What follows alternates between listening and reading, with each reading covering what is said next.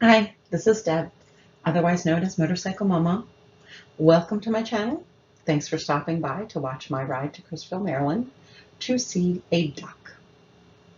So, on somewhat of a whim Friday evening, I decided that I was going to get up Saturday morning and ride an hour and 50 minutes to Crisfield, Maryland to see the world's largest rubber duck at their Little Big Town Fest event. Now, this duck is 6 stories tall and weighs over 15 tons. This is a big duck. I had seen and screenshot the event from my phone like a month or so ago because I wanted to mention it to my daughter. She has a special place in her heart for rubber ducks. She has a small collection of them. You know how they do the ducks with like all the different costumes or professions, just different things with ducks, right? So she has a bunch of those, but her collection also includes a rubber duck tattoo on her back. She is serious about her ducks. Now, there's actually a touching story that goes along with this duck devotion, and it's a tribute to my cousin Kimmy, who passed away far too soon and far too young. Jess was only 2 when we lost her, but they had a very strong and special connection. And as soon as Jess was 18, the rubber duck was her first tattoo. Actually, I believe I gave in the weekend before and signed for her at 17 so that she could get it done on a weekend instead of us having to do that on a work night. Anyway, I had completely forgotten the date when the duck was arriving. I still knew it was coming. I just didn't realize oh, it's here. It's now. And since the screenshot on the phone never made it into my calendar, there was a good chance that if this next thing didn't happen, that I never would have gotten to see the duck and there would not have been a duck visit. But earlier in the week, I had seen a motorcycle ride that I wanted to do, and I noted in my mind that it was on Saturday. So in my head, my plans for the weekend were set. Later Friday afternoon, I was checking to see what time the ride started, and I realized that it was actually scheduled 2 weekends away. So I was way early on that one. Well, duck. I wanted to ride, but to where? So Ed had mentioned the duck to me when I was like, okay, what am I going to do now? I need to ride somewhere. I want to do something. And after he mentioned the duck, I got really excited. I was like, oh yeah, I want to do that. I had seen that. I planned to do it. I just forgot. So I looked up the information, did a quick directions, distance check kind of thing, and I realized it was going to be about 2 hours each way. It actually comes out like an hour and 45 minutes, hour and 15 minutes, depending on which route. But by the time you stop for fuel and stretch for a minute or two, it's at least 2 hours each direction. And that's a bit more than what I have ridden lately, especially in the heat of the day. I am just starting to get my energy back from some health issues, and I'm really cautious about not overdoing things too much. But I figured I can stop halfway going to Crisfield and halfway back. I was determined that I will be fine and that I'm going. I may possibly get a little stubborn from time to time, and if I decide I'm doing something, then I'm going to do it. So it's in my mind. This is what I'm doing. So now I want my daughter to go too, of course. I mean, after all, it's a 6-story dock. So I call her and I'm on speaker with Ed there. We're driving home from dinner. I'm excited. I'm talking fast. I'm like all intent, like, oh, we're going to go do this and it's going to be so much fun. I'll meet you somewhere. We can finish the ride down together. All of that good stuff.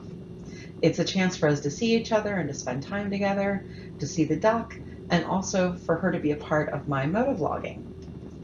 So a little history about Jess.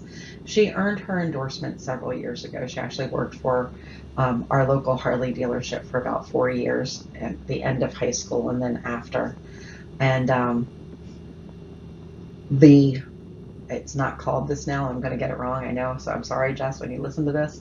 But Rider's Edge, which whatever it's called now, that was part of what she had to talk about and understand. So they offered her the class so that she would understand what she was talking about. So she took it, she earned her endorsement, but she never really had a desire to ride on the road, which is absolutely fine with me. She's always, she rode dirt bikes from the time she was 6, and she's very good on 2 wheels, but she just wasn't comfortable on the road, which again, absolutely fine. I don't want her out there if that's not something that she wants to do and she's not passionate about. And the reason I really was looking forward to this is thinking, since her brother rides and we live so close together, he's been a part of several of my videos. So I thought this would be the perfect opportunity for me to include her in one too. And not only does it cross over the motovlogging, but also there's a duck, and that's all about Jess, right? So anyway, she seems interested. She's willing to get her ducks in a row to clear her morning and join me. So she lives in Frederick, Maryland, which is about 2.5 hours from me. And I figured she'd just need to go over the Bay Bridge and head south a bit and we'd meet. I was thinking it would actually be closer for her than what it was for me. But oh, duck, was I wrong. She mapped it and it was over 3 hours each way. My excitement immediately deflated. I did not expect her to drive 3 hours to see me or a duck. Well, maybe to see me, but not the duck too. Anyway, it was completely quacky that she couldn't join me, but I was still determined to go. And again, I get a little bit stubborn with these things. I did a bit more research. I looked at the route and I basically found out I go south on 13 for an hour and a half and then make a right onto Maryland 413. So south, south, south, right. Stop before I run into the Chesapeake Bay. Easy ride, simple as a duck to water, right? So I decided that I'm not going to start videoing until I turn off of Route 13 south and onto Maryland 413, which again takes me directly into Crisfield. I videoed between Magnolia and Salisbury, Maryland, but I haven't videoed south of Salisbury on 13. And, I almost second guessed myself on that, but, I was thinking perhaps I was wrong. And I just thought that 13 south, traffic, red lights, not so much fun. I like videoing country and beautiful scenery and things like that, not how long did I get stuck at this red light for, but that's just me. So anyway, it probably only took me about 20 minutes or so once I turned onto 413 to get into Crisfield, and I didn't map the ride to Summers Cove Marina, but just to the town. I figured I don't need to map it to the marina. I can't miss a 6-story dock, right? And I know, this town is on the bay, so I'm expecting it to be pretty flat land around it. I'm not expecting rolling hills or anything. I'm just expecting flat bay, that's all. So as I rode into the town, I passed this golf cart that was on the road. I don't see that every day, but it was cool, especially if it's normal there. I mean, I like it. Anyway, I'm scanning the skyline looking for the duck. I see this large windmill, beautiful clouds, but no yellow, nothing. I see a sign kind of out of the corner of my eye for Summers Cove Marina to the left, and I quickly pulled over and turned, got into the turning lane and was able to make that left. And there's a lot of cars and people and commotion kind of around. I went about a block and I saw a large amount of yellow material on the ground in a parking lot to my right, again with a lot of people around that.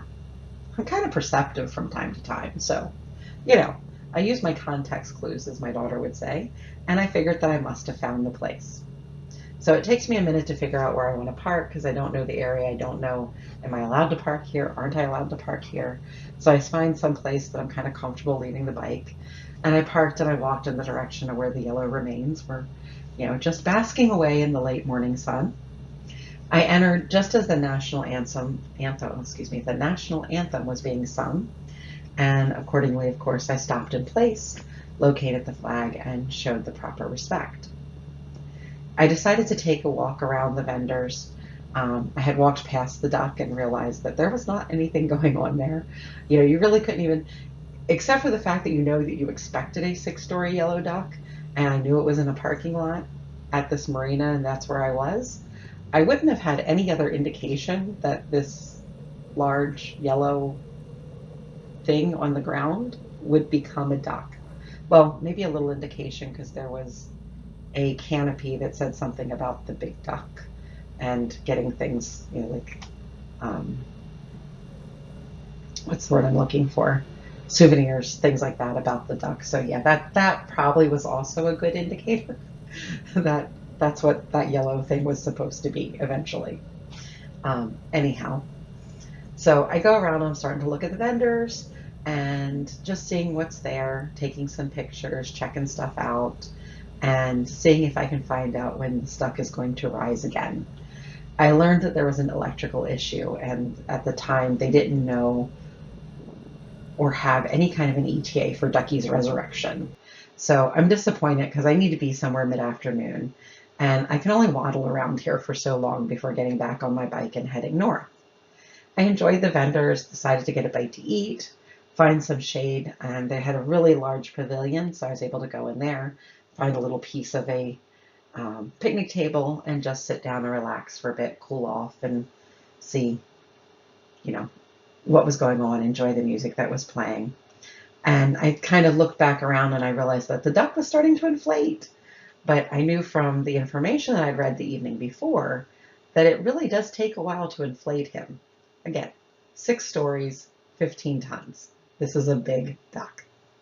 But I couldn't leave at that point because I came there looking for this duck and to get, to get to see him, get pictures of him to send to my daughter for the vlog, for all of this.